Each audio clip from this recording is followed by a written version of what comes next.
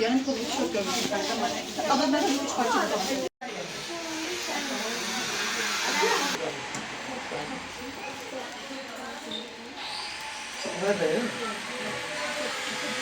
Bu pantolonlar araba sen bekle ben yine değiştireyim kenardan.